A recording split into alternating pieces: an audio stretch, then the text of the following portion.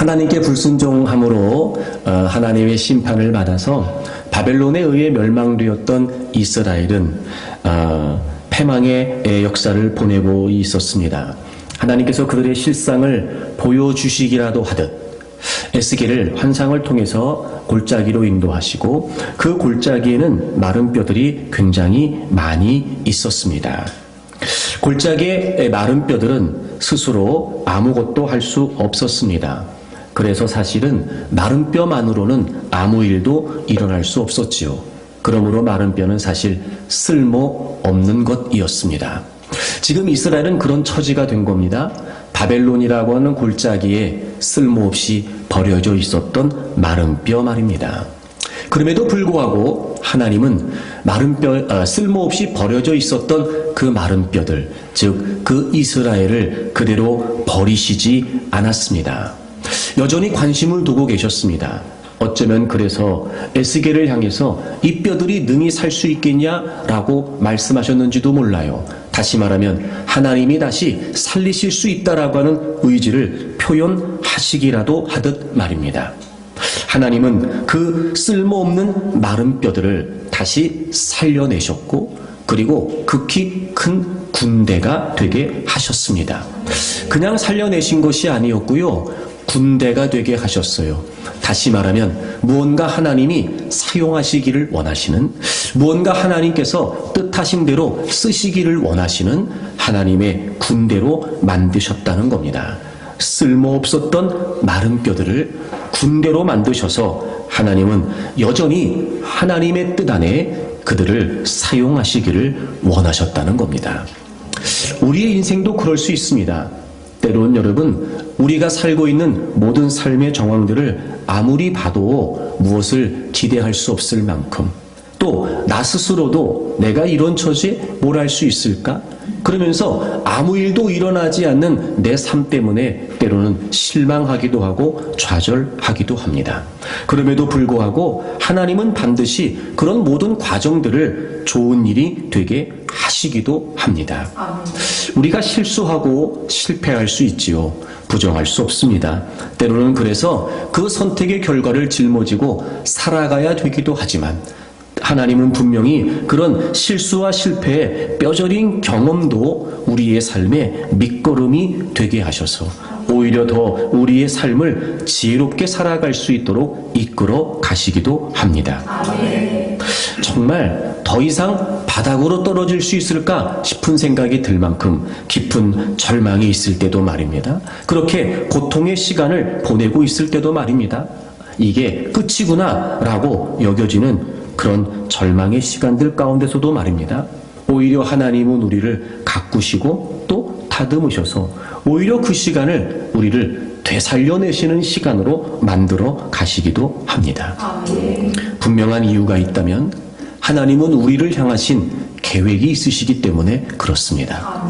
그러므로 우리를 향하신 하나님의 계획은 결코 실패하지 않습니다.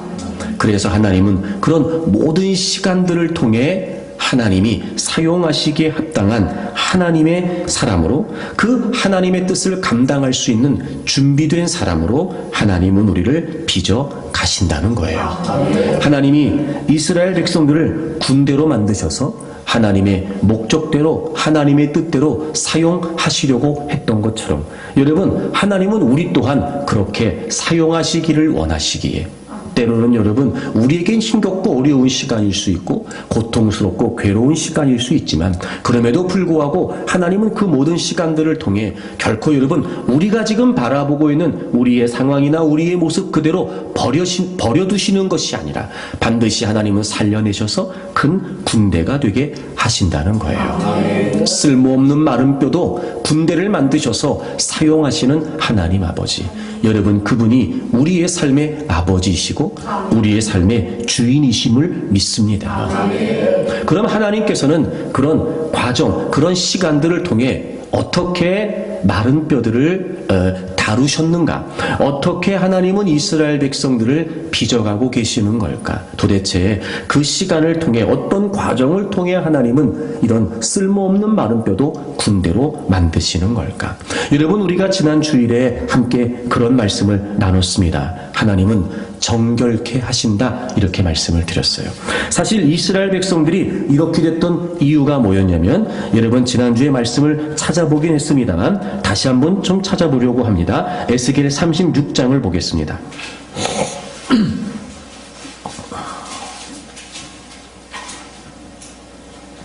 에스겔 36장을 보시고 18절을 좀 보실까요? 36장 18절을 보시면, 그들이 땅에 피를 쏟았으며, 그 다음 보세요. 그 우상들로 말미암아 자신들을 더럽혔어요.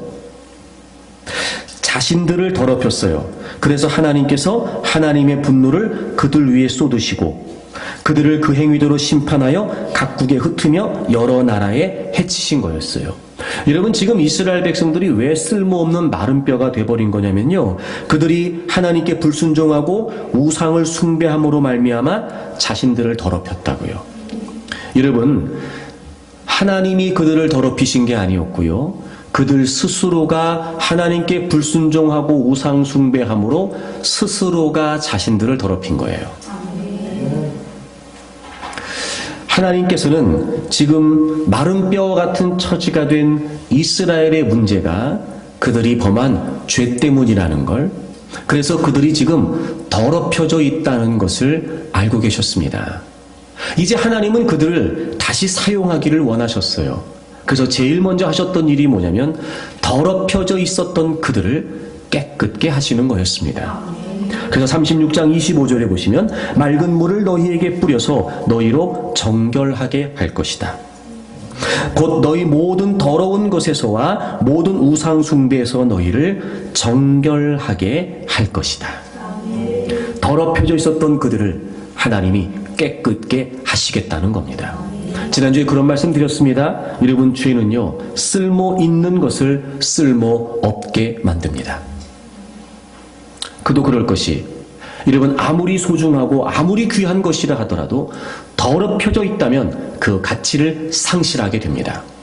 지저분하다면, 많은 오물들이 묻어 있다면, 더러운 것들로 뒤덮여 있다면, 여러분, 그것을 사용할 사람은 아무도 없습니다. 그럼에도 불구하고 버릴 수 없다면, 아니 버리기를 원하지 않다면, 그래서 다시 사용하기를 원한다면 제일 먼저 하는 게 뭐겠어요? 그 더럽혀짐에서 깨끗하게 하는 거예요. 하나님은 이스라엘 백성들을 버리신 것이 아니었습니다. 비록 그들은 하나님을 등졌습니다. 그리고 심지어는 자신들을 구원하시고 은혜를 베풀어 주셨던 하나님을 버린 채 그들이 알지도 못했던 우상을 섬기고 있었습니다. 그런데도 하나님은 그들을 버리지 않으셨습니다. 물론 지금 그들은 바벨론이라고 하는 골짜기에 쓸모없는 모양으로 버려져 있는 것 같으나, 아니요, 그 기간들을 통해 하나님은 그들을 깨우치시고 그래서 그들을 지금 정결케 하기를 원하셨던 거예요.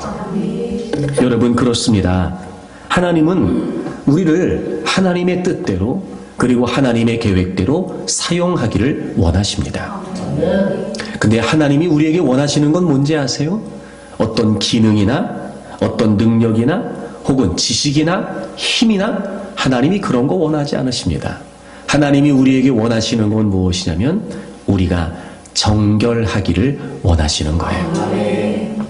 그래서 지난주에 우리가 어떻게 깨끗해진다라고 하는 말씀을 긴 시간 여러분에게 말씀을 드렸어요. 좀 짧게 정리를 하자면, 우리는 어떻게 정결해질 수 있느냐? 예수 그리스도를 바라봄으로 정결해질 수 있어요. 사실 우리가 깨끗해진다라고 말할 때 회개를 많이 생각하게 됩니다. 그래요, 맞습니다. 여러분, 우리에겐 회개가 필요합니다. 그런데 여러분, 그 회개는 단순히 우리에게 짐을 지우거나 또는 죄 때문에 힘들어하거나 괴롭게 하라고 하는 의미가 아니었습니다.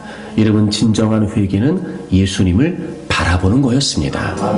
여러분이 깨끗게 되기 위해, 우리가 더 깨끗하고 더 정결한 삶을 살기 위해 예수님을 바라봐야 되는 아주 중요한 두 가지 이유가, 첫째는 뭐냐면 우리가 예수 그리스도를 믿음으로 이미 의롭다 하심을, 즉 거룩한 존재가 되었다는 사실을 인식할 수 있어야 됩니다.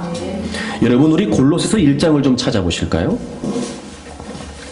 21절을 보실까요? 전에 악한 행실로 멀리 떠나 마음으로 원수가 되었던 너희를. 여러분, 우리는 우리의 행실 때문에 하나님과 원수가 되어 있었어요. 즉 하나님과의 관계가 깨어져 있었죠. 근데 22절을 보시면요, 이제는 그의 육체의 죽음으로 말미암아, 여기서 그는 예수님이시겠죠? 예수님께서 우리의 모든 죄를 짊어지시고 십자가에서 죽으셨던 바로 그 죽음을 말해요. 그래서 하나님과 깨어졌던 관계가 화목하게 됐어요. 그래서 여러분 보세요. 우리가 거룩하고 흠없고 책망할 것이 없는 자로 하나님 앞에 서게 되었다는 거예요. 여러분, 우리가 뭘 해서가 아닙니다. 우리가 어떤 노력을 해서가 아니에요. 내가 착하게 살아야지, 내가 죄짓지 말아야지, 그래서 뭔가를 해서 그 결과로 얻어진 것이 아니고요. 우리가 죄인 되었을 때, 우리가 경건치 못할 때, 당연히 그래서 우리는 그 누구도 하나님 앞에 나아갈 수 없게 되었을 때 예수 그리스도께서 우리의 모든 죄를 짊어지심으로 말미암아 여러분, 우리에게 정말 놀라운 결과가 주어졌어요. 거룩하고 흠이 없고 책망할 것이 없는 자로 하나님 앞에 설 수 있게 되었다는 거예요. 여러분, 이게 무슨 의미예요? 우리가 거룩하고 흠이 없고 책망할 것이 없는 자로 하나님 앞에 설 수 있게 되었다는 건 하나님이 우리를 그런 존재로 인정하시겠다는 거예요. 왜냐하면 예수 그리스도를 믿는 믿음 때문이에요. 여러분, 내가 나를 바라보는 정체성도 있을 겁니다. 내가 나를 생각하는 나의 실상도 있을 거예요. 그런데 여러분, 예수 그리스도를 믿는 우리 모두에게 주어진 분명한 정체성이 한 가지 있어요. 그게 뭐냐면 거룩함입니다.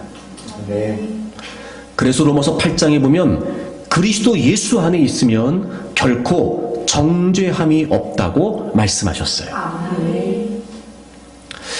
여러분, 우리가 왜 더 정결하고 더 깨끗하게 살아야 되는지 아십니까? 이미 우리는 예수 그리스도를 믿음으로 거룩한 존재가 되었기 때문이에요. 예수 그리스도를 믿음으로 우리의 과거, 현재 모든 죄의 문제가 이미 예수님 안에서 해결되었습니다. 그리고 하나님은 우리를 거룩하다고 여겨주셨어요. 그래서 우린 이제 예수 그리스도의 공로로 말미암아 하나님 앞에 나아갈 수 있는 거룩하고 흠이 없고 책망할 것이 없는 존재가 되었다는 거예요. 지금 여러분 안 믿어지시죠? 아니, 내가 그런 존재가, 내가 나를 잘 아는데, 내가 어떻게 살고, 내가 어떤 행실로, 내가 어떤 모양으로 사는데 내가 잘 아는데 내가 거룩한 존재가 되었다고? 그래요, 여러분. 우리가 우리를 바라보는 눈으로는 결코 믿어질 수 없는 일입니다. 그러니 여러분, 그게 놀라운 은혜라는 거예요. 하지만 여러분, 여러분의 모든 죄를 짊어지신 예수 그리스도를 바라보십시오. 그분이 십자가에서 우리의 모든 죄를 담당해 주셨기 때문에 그분을 믿는 믿음으로 말미암아 우리는 이미 거룩한 존재가 됐단 말이에요. 하지만 여전히도 우리는 죄악된 본성으로 말미암아 여러분, 우리가 죄의 문제를 부정할 수 없고 그 죄에 넘어지고 죄의 유혹을 받는 우리의 나약함과 연약함을 우리가 외면할 수는 없습니다. 늘 제가 여러분에게 우스갯소리로 말씀드리지만 여러분, 우리는요 본성이 죄로 되어 있기 때문에요 가만히 있으면요 알아서 죄로 갑니다. 우리는 그게 우리 본성이에요. 그걸 여러분 예수님을 믿는다고 하여 그 누구도 그것을 부정할 수는 없어요. 그래서 이제 우리에게 또 필요한 게 무엇이냐면 날마다 우리가 정결케 되는 거예요. 그래서 우리에게 뭐가 필요하냐면 회개가 필요해요. 여러분, 근데 회개는요 죄를 지은 나, 그리고 여러분 회개는요 내가 지은 죄의 그 모습, 그거 바라보고 회개하는 게 아니고요, 우리가 우리의 모든 죄를 자백하면, 즉 내가 죄악된 본성을 갖고 있다는 사실을 인정하고 우리가 우리의 모든 죄를 솔직히 자백하면 모든 불의에서 깨끗하게 하시겠다고 약속하신 주님을 바라보는 거예요. 그래서 이 두 가지 의미에서 우리가 믿음으로 의롭다 하심을 받았다는 것과 그리고 우리가 예수 그리스도의 이름으로 회개하면 용서받을 수 있다라고 하는 이 두 가지 의미에서 여러분, 우리가 정결케 된다는 건 더욱더 예수 그리스도를 바라본다는 걸 의미합니다. 그래서 지난주에 그런 말씀을 드렸어요. 우리가 끊임없이 예수 그리스도를 바라본다는 건 진정한 회개를 우리에게 가져올 수 있고 그런 진정한 회개를 통해 우리는 더 주님과 가까워질 수 있다는 거예요. 그러면 결국 마침내 우리에게 주어지는 결과가 뭐냐면 우리가 죄를 이길 수 있다는 겁니다. 그러기 위해서 우리는 무엇보다 인식해야 됩니다. 기억해야 됩니다. 내가 예수 그리스도를 믿음으로 말미암아 주님은 내 안에 계신다는 거예요. 여러분이 용서를 구한다는 건 말입니다. 상대가 있어야 됩니다. 관계적인 거라는 거예요. 여러분, 회개가 잘 안 되시는 분들은요, 여러분 안에 거하시는 주님이 온전히 인식되지 않는 거예요. 여러분, 회개는 관계적이에요. 그러니까 상대가 없으면요, 용서를 구할 일이 없습니다. 하지만 상대가 있다면 당연히 용서를 구하겠죠. 그러므로 우리가 회개할 때마다 잊지 말아야 될 사실이, 우리가 더 진지한 회개를 통해 마침내 죄를 이기는 그런 온전한 회개, 우리가 더 정결하고 더 깨끗해지기를 원한다면 우리가 예수 그리스도를 믿음으로 주님이 우리 안에 거하신다는 사실을 인식해야 돼요. 여러분, 이런 겁니다. 여러분이 온전히 느끼고 있던, 느끼지 못하고 있던, 여러분이 그 실제를 확실히 경험하고 있던, 경험하지 못하고 있던 분명한 사실은, 여러분이 예수 그리스도를 여러분의 구주로 믿는다면 이제 성령님은 우리 안에 거하시고 그렇게 예수님이 우리 안에 거하신단 말이에요. 아멘. 이건 이미 이루어진 결과입니다. 우리의 감정이나 우리의 상황이나 우리의 느낌과 상관없이 이미 우리에게 이루어진 결과란 말이에요. 아멘. 그러니까 우리는 그 결과를 추구하면 돼요. 아, 그래, 주님이 나와 함께 하시지. 주님이 언제나 나와 동행하셔. 아, 주님은 지금 나를 다 알고 계셔. 주님은 나를 보고 계셔. 그래서 끊임없이 주님을 인식하면 그 관계 안에서 우린 주님 앞에 솔직히 우리의 죄를, 또 우리의 그릇된 행실들을 계속해서 고백할 수 있게 될 거예요. 그렇게 진지한 회개를 우리가 하게 되면 우리가 더 정결하게, 더 깨끗하게 살아갈 수 있어요. 그러니 여러분, 죄를 지었다는 사실 때문에 또 여전히 죄를 짓고 있는 나의 모습을 보면서 스스로 허물어지거나 죄책감에 사로잡혀 눌려 살지 않기를 바랍니다. 아멘. 그래서 여러분, 회개는 나하고 주님 사이에 그 십자가의 은혜와 사랑만 있으면 됩니다. 근데 여러분, 원수마귀는요, 우리에게 죄책감을 가져다 줘요. 그리고 죄를 지은 나의 모습, 또 내가 지은 그 죄의 모습, 여러분, 거기에만 자꾸 마음을 두게 만들어요. 그리고 온전히 주님을 바라보지 못하게 만든다고요. 그래서 여러분, 우리가 우리의 모든 죄를 하나님께 회개할 땐 우리를 용서하시는 그 크신 주님의 은혜와 우리가 지은 그 어떤 죄보다도 우리를 용서하실 수 있는 그 크신 주님의 긍휼을 우리가 이유로 삼아 회개한다는 걸 놓치면 안 돼요. 아멘. 여러분, 여러분이 믿는 주님이 늘 여러분 안에 계시다는 사실을 잊지 않기를 바랍니다. 아멘. 그리고 날마다 그 주님의 십자가의 은혜 속에서 자신을 정결케 하고 자신을 깨끗게 하기 위해 자백하고 고백하는 회개가 있기를 바랍니다. 아멘. 회개할 때마다 더 주님을 바라보고, 그래서 오히려 그 회개를 통해 주님과 더 깊어지고 그 주님을 점점 더 깊이 있게 인식하고 그 주님과의 친밀함 안에 있으면서 이제는 죄를 이겨내면서, 아멘. 여러분, 우리 모두 하나님께서 쓰시기에 합당한 정결한 사람들이 되기를 바랍니다. 아멘. 그럼 여러분, 우리가 한 가지만 기억해야 될 게 뭐냐면, 결국 주님과의 관계만 붙들고 있으면 돼요. 주님과의 관계를 끊으려고 하지 마세요. 원수마귀는 자꾸 우리와 주님 사이의 틈을 비집고 들어와요. 그래서 스스로 주님과의 관계로부터 벗어나도록, 주님과의 관계로부터 멀어져 가도록 자꾸 우리를 자극한단 말이에요. 여러분, 주님과의 관계가 멀어질수록 우리가 더 깊은 수렁으로 빠지게 된다는 걸 원수마귀는 정확히 알고 있어요. 그래서 주님과 우리 사이를 자꾸 벌려놓으려고 하는 거예요. 여러분, 우리가 살 길은 주님이세요. 주님. 아멘. 그러니 어떤 경우에도 주님과의 관계를 붙드세요. 아멘. 여러분, 어떤 모양이어도 상관없어요. 어떤 모습이어도 상관없습니다. 아멘. 하나님이 선택하셨던 하나님의 백성들, 그러나 그들이 하나님을 등졌고 하나님 말씀을 거역했으며 다른 우상을 섬기고 있었던 그들, 그래서 쓸모없는 존재가 되어버린 그들조차도 하나님은 포기하지 않으시고 정결케 가셔서 하나님의 목적대로 사용하는 분이세요. 아멘. 그러니 여러분, 어떤 경우에도 하나님과의 관계를 포기하지 마세요. 그분을 더 신뢰하세요. 그리고 스스로 여러분의 모습을, 스스로 여러분의 상황을 판단하여 난 안 될 거야 이렇게도 하지 마세요. 오히려 그럴수록 우리의 모습이 부끄러우면 부끄러울수록, 여러분 우리의 모습이 더러워졌으면 더러워졌을수록 여러분 더 주님의 십자가를 바라보세요. 그리고 그 주님과의 관계를 놓치지 않기 위해 힘쓰세요.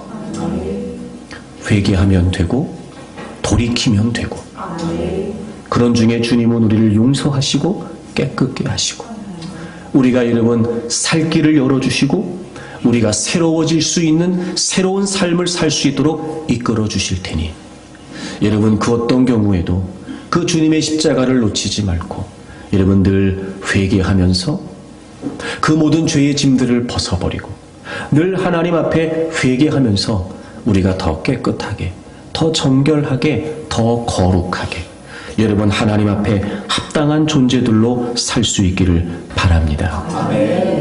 두 번째, 하나님은 또 어떤 과정을 통해 이스라엘 백성들을 사용하셨냐면요, 여러분 이런 거죠. 이스라엘이 범죄했고 그리고 하나님의 심판을 받았어요. 그래서 바벨론에 의해 멸망당했고 다 뿔뿔이 흩어져 버리고 말았습니다. 만약에 여러분 그렇게 이스라엘의 역사가 끝났다면, 그러면 그들이 지금 나라가 망해서 겪고 있는 이 모든 시간들은 아무런 의미가 없어요. 그런데 그렇게 이스라엘 역사가 끝난 것이 아니고 하나님은 그 시간을 통해 다시 이스라엘 백성들을 회복하셔서 살려내셨고 강한 군사가 되게 하셨다는 거죠. 그러면 이런 겁니다. 지금 그들이 불순종해서 그러므로 말미암아 하나님의 심판을 받아 멸망하여 패망의 시간을 보내고 있는 이 시간들은 사실 결과가 아니고 과정이었던 거죠. 물론 그들에게는 고통스러웠을 겁니다. 정말 살기 힘들었을 거예요. 어쩌면 견디기 어려웠을지도 몰라요. 여러분, 우리는 잘 상상이 안 되잖아요. 나라가 망해서 가서 다른 나라에 끌려가서 노예로 산다는 거 말입니다. 얼마나 여러분, 얼마나 수치스럽고 또 여러분 얼마나 부끄러웠으며 얼마나 힘든 삶을 살 수 있었을까. 여러분, 그럼에도 불구하고 여러분 그 모든 시간이 그냥 그렇게 해서 패망의 역사로 끝난 것이 아니라 하나님은 그들을 다시 살려내시고 군대가 되게 하신 걸 보면 지금 그들이 겪고 있는 이 모든 시간들은 과정이었던 거예요. 여러분, 하나님은요 어떻게 하나님의 사람들을 군대로 만들어내시냐면 연단이라고 하는 과정을 통해서 사용하시는 거예요. 그러니까 하나님은 우리를 정결케 하세요. 그런 시간들을 통해. 그리고 하나님은 우리를 연단하신다는 거예요. 우리의 삶을 이끌어 가시는 하나님의 섭리에 무의미한 것은 아무것도 없습니다. 때로는 감당하기 어려운 고난도, 때로는 여러분 힘에 부치는 환난의 시간들도 하나님은 그 시간들을 통해 우리를 고치시고 그리고 우리를 새롭게 빚으셔서 우리를 변화시키십니다. 왜냐하면 우리를 사용하기를 원하시기 때문에 그래요. 여러분, 하나님은요 우리 모두를 사용하기를 원하십니다. 하지만 하나님은 아무나 사용하지는 않으세요. 그래서 하나님은 우리 모두를 사용하시기를 원하셔서 하나님의 쓰시기에 합당한 존재로 빚어내시기 위해 연단이라고 하는 과정을 겪게 하시는 거예요. 때로는 여러분 필요한 걸 채우기도 하세요. 그러니까 여러분 생각해 보세요. 우리에게 없던 게 우리 안에 들어와야 되니까 그게 얼마나 힘들겠어요. 때론 여러분 하나님이 판단하셔서 불필요하다 싶으신 건 놓게 하세요. 버리게 하시고 내려놓게 하세요. 그러니 여러분, 나는 그거 좀 붙들고 있고 싶은데, 나는 그거 좀 필요하다고 생각하는데 하나님이 쓰시기 합당한 존재로 만드시기 위해 여러분 그걸 다 내려놓게 하시기까지 얼마나 아프겠냔 말이에요. 그러니까 이 시간은 사실 그리 녹록한 시간들은 아니에요. 그럼에도 불구하고 우리가 잊지 말아야 될 사실은 하나님은 이 시간들을 그냥 이렇게 해서 버리시겠다, 끝내버리시겠다, 이게 아니라 여러분 우리를 하나님이 원하시는 모양대로 빚으시겠다는 거거든요. 그러니 여러분 이 모든 순간들을 통해 하나님께서 우리를 연단하신다는 사실을 잊지 않기를 바랍니다.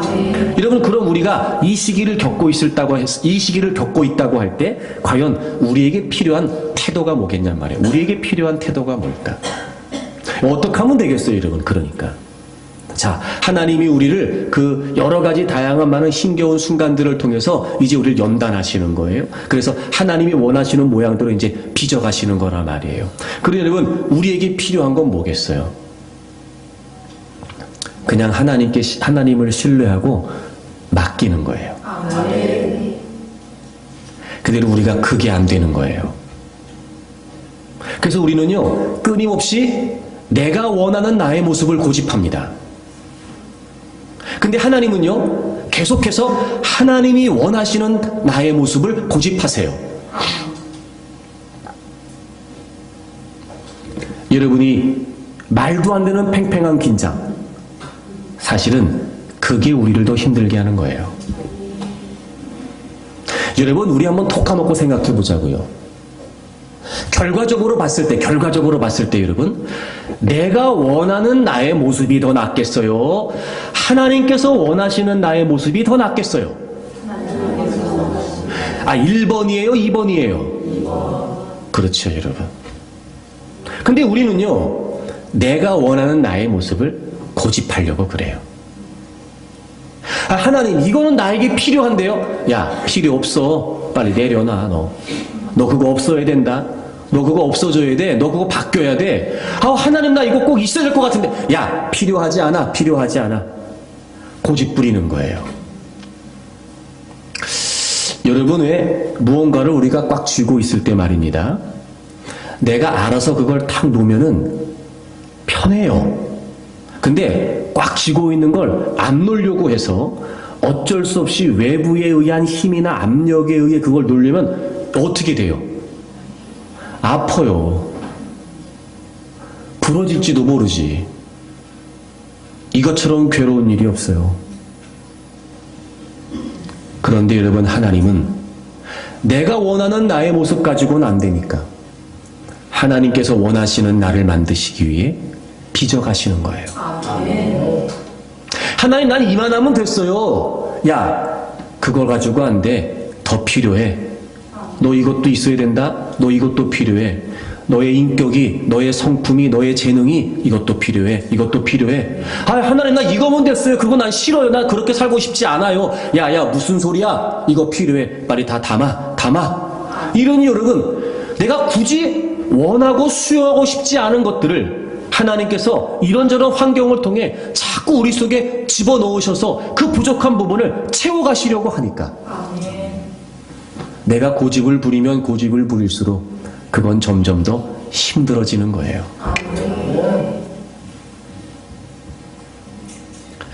그러나 여러분, 잊지 마세요. 내가 고집하는 나의 모습과 하나님께서 원하시는 나의 모습을 단순하게 결과적으로 생각해봐도 비교가 안 돼요. 그럼 이런 거예요, 여러분. 버틸수록 우리만 힘들어져요.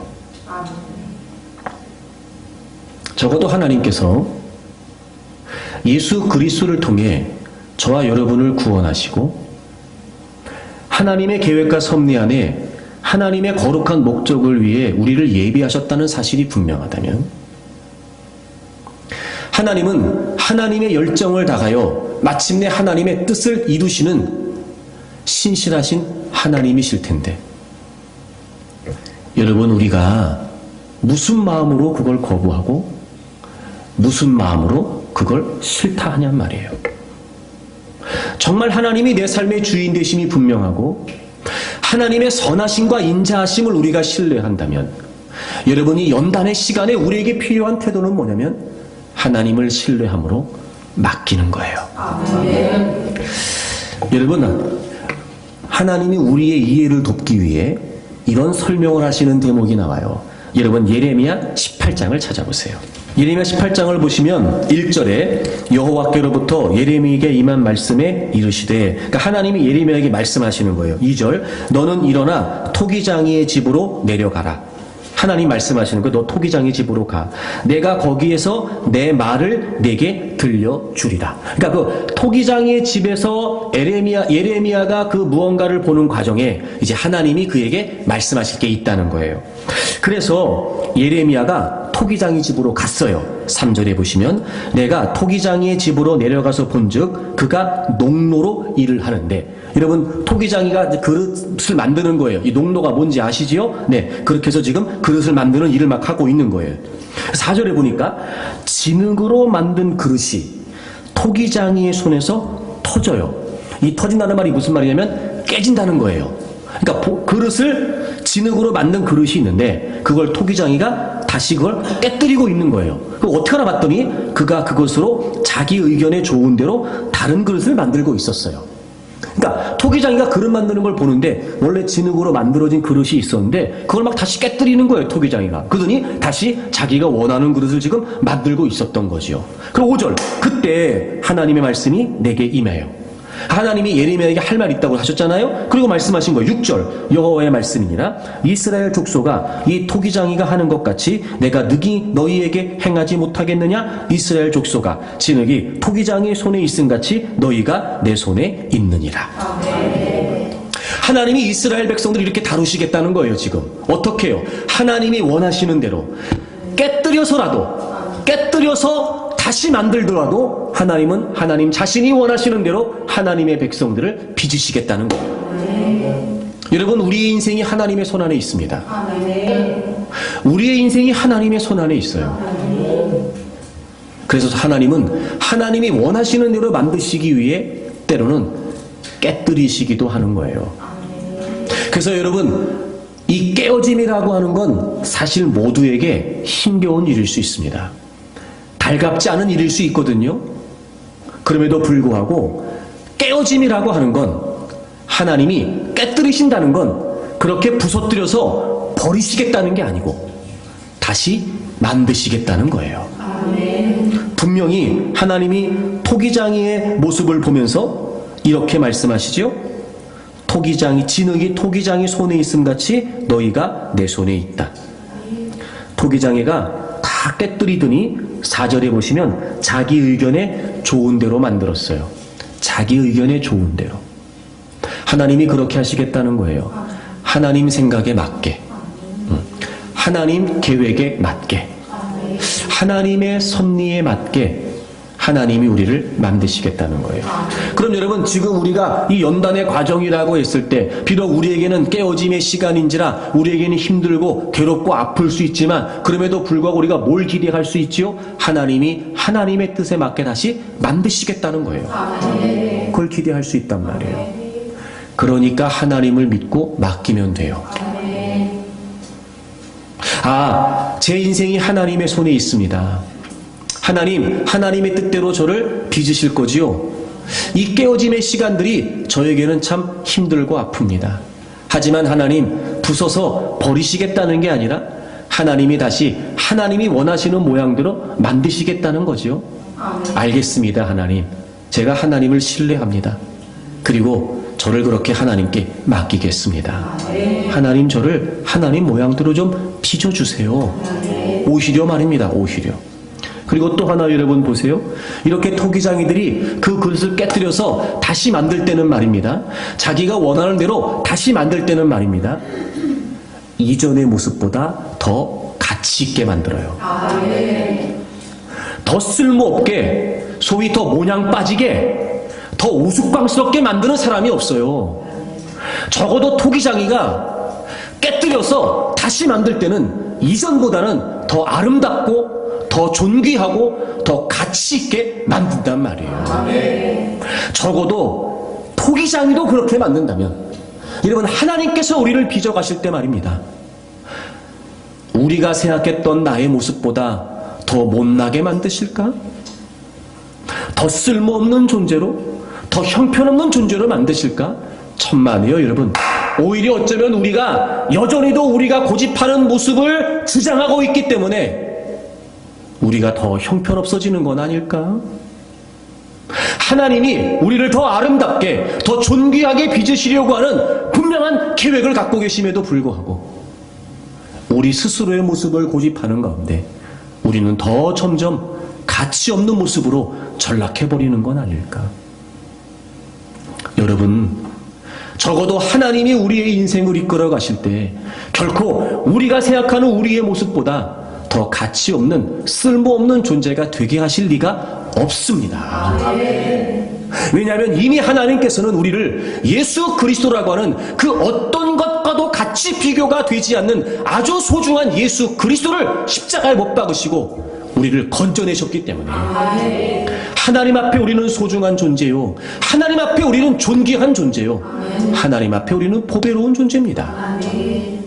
그러니 하나님은 깨뜨려서라도 더 아름답고 더 가치 있게, 그리고 하나님 자신의 뜻에 걸맞는 하나님께서 원하시는 모양대로 빚으실 테니 우리는 그냥 신뢰하고 이 연단의 과정을 잘 인내하며 하나님께 맡기면 돼요. 여러분, 우리의 가치 판단은 필요하지 않습니다. 그러니 이제 어떤 모양으로든 하나님이 우리를 연단의 과정을 겪게 하실 텐데 여러분, 그럴 때마다 오히려 그 하나님의 손길을 감사하고, 그래서 여러분, 그 모든 순간에 우리는 이제 그 연단의 과정을 통해 하나님께서 나에게 무엇을 원하시는지를 살피면 돼요. 내가 뭐가 부족할까? 내가 뭐가 모나 있을까? 내가 어떤 생각을 바꿔야 될까? 나의 어떤 습성들, 어떤 태도들, 어떤 습관들을 내가 바꿔나가야 되는 걸까? 나에게 하나님이 뭘 원하시는 걸까? 여러분, 그 연단의 시간을 통해 하나님의 음성에 귀를 기울이세요. 그리고 여러분, 어쩔 수 없이 마지못해 이게 아니라 나를 더 아름답고 가치 있게 빚어내실 신실하신 하나님이 분명하시니 우리가 더 오히려 적극적이고 능동적으로 그 시간을 감사하면서 찬양하면서 걸어갈 수 있단 말이에요. 깨뜨려졌다는 것 때문에 여러분 염려하거나 근심할 이유가 없습니다. 결코 우리의 인생이 그렇게 끝나지 않아요. 때로는 우리가 그래서 우리의 꿈도 우리의 희망도 다 산산조각 났습니다 라고 말할지 모르겠지요. 아니요, 그렇지 않습니다. 오히려 어떻게 보면 우리의 꿈이 깨져야 하나님의 꿈이 생겨요. 우리의 희망이 부서져야 하나님의 희망으로 새로 탄생할 수 있단 말이에요. 그러니 여러분, 그 깨어지는 모든 순간들이 사실은 우리에게 원망이나 불평의 시간들이 아니라 오히려 하나님 앞에 감사할 수 있는 은혜의 시간이라는 걸 잊지 마십시오. 그래서 우리는 이 모든 시간에 하나님을 신뢰하면 돼요. 이제 이게 안 되니까 하나님이 그런 연단의 과정들에도 불구하고 정말 하나님을 믿어야 된다고, 하나님을 믿을 수 있다고 하나님이 이렇게도 말씀하셨어요. 여러분, 시편 66편을 찾아보세요. 10절을 보시면 시편 66편 10절을 보세요. 하나님이여, 주께서 우리를 시험하시되 우리를 단련하시기를 은을 단련함같이 하셨으며, 이렇게 되어 있어요. 여러분, 여기서 하나님이 우리를 시험하신다, 이 시험이라고 하는 단어가 무슨 의미냐면 금속의 순도를 측정한다는 말이에요. 그러니까 테스트한다는 말이에요. 순도를 측정한다는 말이에요. 시험하시는데 우리를 단련하시기를 은을 단련함 같이 하셨어요. 이 단련이라고 하는 말, 연단이라고 하는 말이 원래 재련이라는 말이에요. 금이 원래 금이 아니죠. 원래는 돌덩이였단 말이에요. 근데 그 돌덩이를 용광로에 넣었다 뺐다 하면서 계속해서 불순물을 제거하는 과정을 거쳐요. 그래서 마침내 순도가 높은 금을 만들어내는 거거든요. 이 과정을 뭐라고 말해요? 재련이라고 말하죠. 바로 그게 연단이에요. 그러니까 하나님이 우리의 순도를 측정해 보시는 거예요. 그러면서 계속 어떻게 하신다는 거예요? 연단하시는 거예요. 마치 여러분 99.9% 24K 순금이라고 말하는 걸 만들어내기 위해 계속 재련이라고 하는 과정을 거쳐가면서 이제 순도를 측정하겠죠, 여러분. 그것처럼 하나님이 우리를 그렇게 연단하신다는 거예요. 그러니까 사실 이거는 여러분 사실 그렇게 달갑지 않은 걸 수 있어요. 왜요? 그 과정은 힘들 수 있으니까요. 그래서 우리는 늘 이 연단이라고 하는 과정이 사실 우리에게 불확실하다 혹은 또 여러분 의심이 될 수 있는 상황인 건 분명하죠. 그런데 하나님이 연단에 관해 말씀하시기 전에 그렇게 우리를 연단하신 하나님이 어떤 분이신지에 관해서도 말씀하셨어요.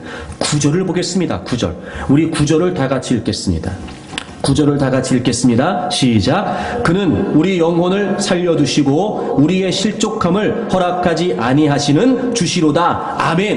여러분, 우리를 연단하시는데 우리를 연단하신 하나님이 어떤 하나님이시냐면요. 첫째, 그는 우리 영혼을 살려두신대요. 여러분, 여기서 영혼이라고 하는 말은요, 생명이라는 말이에요. 그러니까 우리의 생명을 지키시고 유지하신다는 거예요. 그러니까 이런 말이에요. 연단이라고 하는 과정이 우리가 겪기는 어려워요. 힘들어요. 참아내기도 사실 어떨 때는 버거울 수 있어요. 근데 그렇다라고 하여 우리의 인생이 허물어지지 않단 말이에요. 왜 제가 그런 얘기했죠, 여러분? 이스라엘 백성들이 광야 생활을 하면서요, 광야 생활 때문에 죽은 사람 없어요. 광야라고는 환경 때문에 죽은 사람 없다고요. 출애굽의 1세대가 왜 40년 동안 죽었어요? 하나님께 불순종했기 때문에 죽은 거지요. 굶어 죽은 거 아니고요. 발이 불타서 죽은 거 아니고요. 심지어는 옷도 의복도 헤어지지 않았다고 하나님 말씀하셨어요. 그 말이에요. 그래요. 연단의 시간이 우리에겐 힘든 시간일 수 있죠. 누구라도 그럴 거예요. 하지만 하나님은 끝까지 우리의 삶을 붙드신단 말이에요. 유지시키신다고요. 그 다음 보세요. 우리의 실족함을 허락하지 아니하신다. 여러분, 실족이란 말이 무슨 말이냐면 방향이 틀어진다 이런 말이에요. 미끄러진다 이런 말이에요. 원래 가던 방향에서부터 미끄러져서 방향이 틀어진다 이런 말이에요. 근데 하나님께서 그 실족함을 허락하지 않으신다는 거예요. 그러니까 우리가 연단의 과정을 겪으면서 결코 우리의 인생의 방향이 흐트러지지 않도록 하나님이 붙드시는 거예요. 하나님이 우리를 용광로에 넣었다 뺐다 하시지만 하나님이 꽉 붙들고 계세요, 여러분. 그러니까 하나님이 우리를 연단하시는 과정이 우리에게 어려울 수 있는데요. 하나님이 우리를 꼭 붙잡고 계세요. 그러니까 우리의 인생의 방향이 흐트러질 리가 없어요. 여러분, 우리의 삶의 방향들이 흔들릴 리가 없어요. 흔들리지 않도록 하나님이 우리를 꽉 붙잡고 계신다는 거죠. 자, 그럼 보세요, 여러분. 이렇게 하나님은 토기장의 비유를 통해 이 연단이라고 하는 상황을 통해 하나님이 얼마나 신실하신지를 우리에게 약속해 주셨어요. 우리는 힘들어서 어떡해? 이게 될까? 이런다고 내가 바뀔까? 야, 내가 이 과정을 어떻게? 이러면서 우리가 불안해하고 두려워하면서 거부할 게 아니라 정말 하나님을 신뢰한다면 하나님이 얼마든지 이렇게 하시겠다고 약속하셨으니까 우린 약속의 말씀을 믿고 하나님을 신뢰하고 맡기면 돼요. 맡긴다는 게 무슨 말일까? 하나님을 신뢰하고 맡겨요. 맡긴다는 게 무슨 말일까? 그 시간을 온전히 견디는 거예요. 여러분, 제가 분명히 한 가지를 말씀드릴게요. 겪을만 하니까 겪게 하시는 거고요. 견딜만 하니까 견디게 하시는 거예요. 그러니까 두려워할 거 없어요. 우리는 온전히 그 시간을 인내하면 돼요. 조금 더 피부에 와닿게 온전히 그 시간을 버티면 돼요. 그러면 하나님은 마침내 우리를 순금처럼 빚어내실 거예요. 이 연단의 과정은 반드시 하나님께 쓰임받기를 원한다면 모두에게 필요해요. 그래서 하나님은 그 과정에 우리가 힘들고 어려울 수 있지만 신실하신 하나님을 신뢰하고 인내하고 견디게 되면 하나님은요 정말 멋지게 우리를 빚어내실 거예요. 요셉을 보게 되면 그가 형들에게 노예로 팔리고 총리가 되기까지 13년의 시간이 걸렸어요. 그 13년의 시간은 정말 요셉에게 억울하고 힘들고 괴로운 시간이었을 거예요.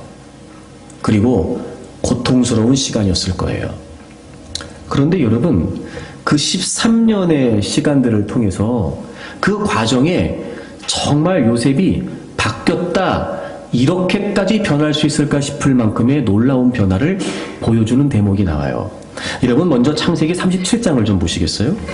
원래 요셉이 어떤 사람이었냐면요, 창세기 37장을 보시면 어릴 때부터 그는 아버지의 편애 속에 있었어요.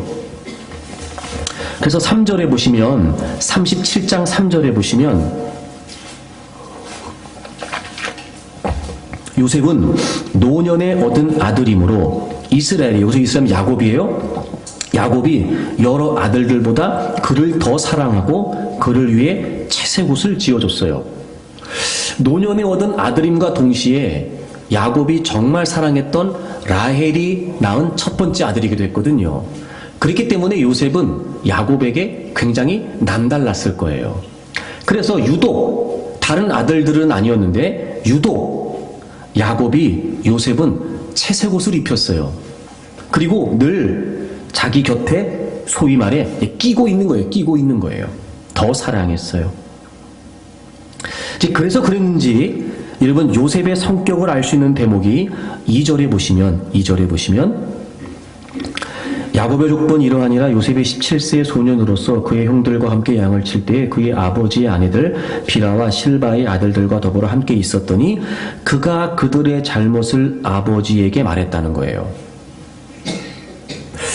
요셉이 다른 형들에 비해 나이가 상당히 어렸음에도 불구하고 아버지의 편애를 받고 있는 동안 형들에 관한 이야기를 아버지에게 다 한 거예요. 속속들이. 만약에 그 상황에 형들의 입장을 생각하고 형들과 아버지의 관계를 생각하고 이렇게 좀 폭넓게 사고할 수 있었다면 말을 가려서 해야겠지요. 여러분, 주변에도 그런 사람들이 있을 거예요. 꼭 할 말 못할 말을 다 전해서 사단을 만드는 사람들. 여러분이 그럴 수도 있고 하여튼 그런 사람들 분명히 있을 거예요. 그러니까 그런 거예요. 그러니까 그게 왜 그런가 봤더니 자기만 좋으면 되는 거예요. 그러니까 자기밖에 모르는 거죠. 자기밖에. 형들 생각 안 하고 형들과 아버지 생각 안 하고 자기가 지금 아버지의 사랑을 받고 있다는 것 때문에 그냥 자기밖에 모르는 거예요. 자기밖에. 자기밖에. 그러다 보니까 여러분 4절을 보시면요, 그의 형들이 아버지가 형들보다 그를 더 사랑하는 보고 그를 미워하고 그에게 편안하게 말할 수 없었어요. 점점 그래서 형들이 그를 미워하고요. 그 다음 뭐라고 되어 있냐면 형들이 그에게 편하게 말할 수 없었대요. 그러니까 같은 형제인데 형제들끼리 중에서도 굉장히 튀는 거예요, 지금 요셉이. 그래서 다른 형들도 요셉에게 편하게 말을 건네지 못할 만큼. 그러니까 소위 이런 거죠. 재수 없는 인간 있잖아요. 요셉이 딱 지금 그런 거예요. 자기밖에 몰라요. 자기밖에. 그래서 다른 사람이 쉽게 그에게 다가가지도 못할 만큼 자기밖에 모르는 그런 인간이었어요. 근데 여러분, 요셉이 그 긴 고난의 시간을 겪으면서 특별히 시윌의 감옥에 갇혔을 때 이런 대목이 나와요. 40장 가보세요. 40장. 40장에 보면 그 옥에 바로의 떡 맡은 관원, 술 맡은 관원이 같이 수감되어 있을 때 그들의 꿈을 해몽해줘서 이제 술 맡은 관원장은 복직이 되고 떡 맡은 관원장은 죽음을 당하게 되거든요. 그게 요셉의 꿈의 해몽대로 그대로 이루어진 거였어요. 이 이야기가 어떻게 시작되냐면 여러분 40장 몇 절을 보시냐면 6절을 보세요. 5절. 옥에 갇힌 애구방의 술 맡은 자와 떡 굽는 자 두 사람이 하룻밤에 꿈을 꾸니 각기 그 내용이 달랐어요. 꿈을 꾼 거예요. 그리고 6절 보세요. 아침에 요셉이 들어가 보니 그들에게 근심의 빛이 있었어요. 그러니까 지난밤에 꿨던 그 꿈이 하여튼 뭔가 징조 같은데 뭔지를 모르니까 당연히 근심하고 있었던 차에 여러분 7절 보세요. 요셉이 그 주인의 집에 자기와 함께 갇힌 바로의 신하들에게 묻되 어찌하여 오늘 당신들의 얼굴에 근심의 빛이 있습니까? 이렇게 물어봐요. 여러분 보세요. 요셉은요 태생이 자기밖에 몰랐어요. 자기만 좋으면 됐고 남들은 아나 무인이었고 아랑곳하지도 않았고 남들의 상황이나 형편은 신경 쓰지 않는 사람이었어요. 근데 여러분 지금 굉장히 놀라운 모습이에요. 이 꿈 해몽이 어떻게 시작된 거냐면 꿈을 꿨던 떡 맡은 술 맡은 관원장들이 먼저 요셉에게 말한 게 아니었고요. 그들은 꿈을 꾸고 막 근심하고 고민하고 있었는데 놀라운 건 요셉이 그들이 무언가 때문에 근심하고 있다는 그들의 얼굴을 보고 말한 게 아니라 그들의 얼굴을 보고 요셉이 그들이 무언가 근심하고 있다는 걸 알아차린 거예요. 여러분 굉장히 놀라운 변화죠. 자기밖에 몰랐던 다른 사람에게는 관심조차 두지 않았던 남들이 어떻게 되거나 말거나 형들이 어떻게 아버지하고 되거나 말거나 자기는 아버지의 총애를 받으면서 형들의 이야기를 다 이야기하고 이렇게 자기밖에 몰랐던 요셉이요 지금 놀라운 변화를 보여요. 얘기한 것도 아니에요.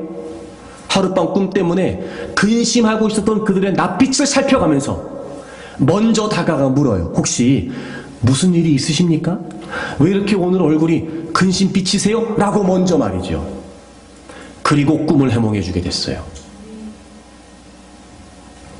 요셉이 보냈던 그 13년의 시간은 정말 괴롭고 고통스러운 시간이었고 지금 시위대 감옥에 있는 이 시간은 정말 억울한 시간들이었습니다.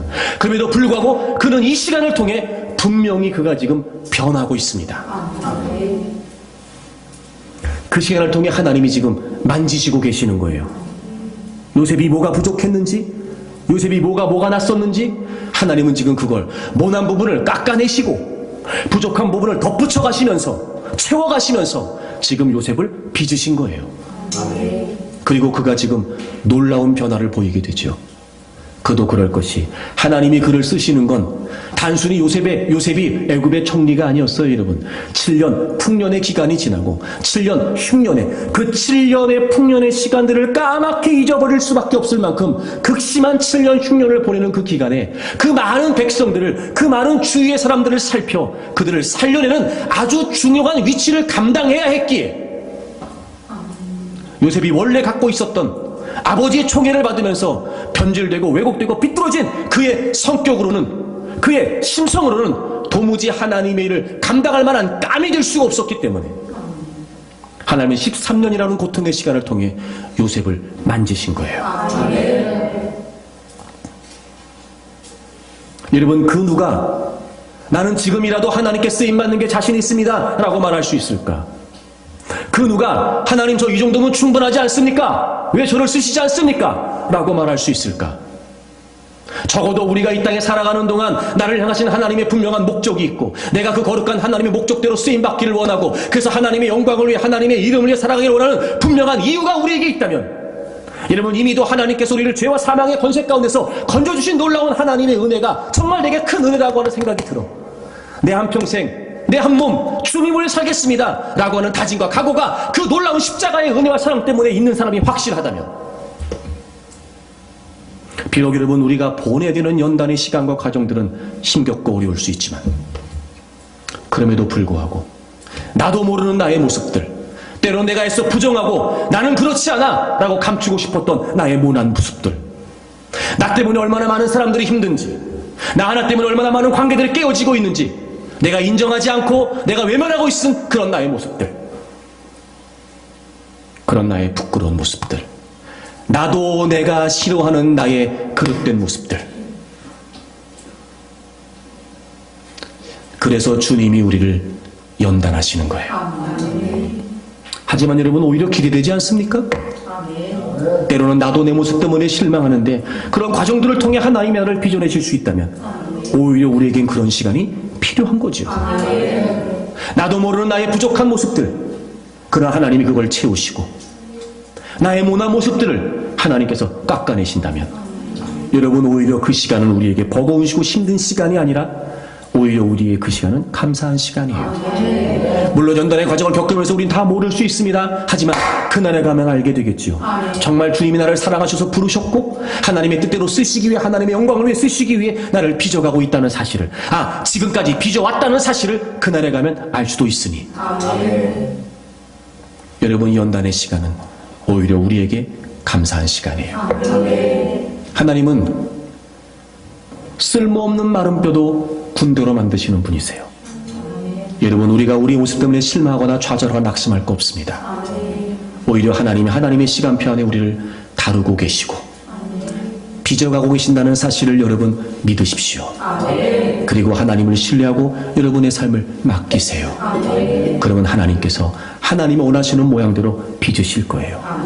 여러분을 쓰시기를 원하시고 여러분의 인생에 기대하고 계시고, 그래서 하나님이 여러분을 멋지게 사용하시기를 바라시기에 오늘도 하나님은 우리를 하나님의 시간표대로 인도하신다고 믿습니다. 여러분, 멋지게 감당하시고 인내하시고 견뎌내십시오. 그리고 아름답게 빚어내시는 그 하나님을 기대하면서 오히려 이 시간을 승리할 수 있기를 바라고, 그래서 하나님이 쓰시기에 합당한 거룩한 군대가 되고 거룩한 군사가 되어서 하나님께 쓰임받는 여러분 모두가 되기를 주의 이름으로 축복합니다.